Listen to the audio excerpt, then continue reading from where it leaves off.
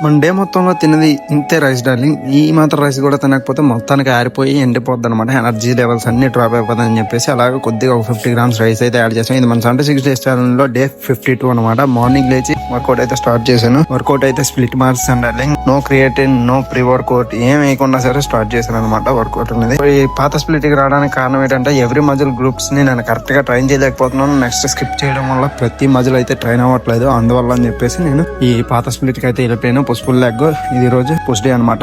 Chest and shoulder and tricep కదా push day లో.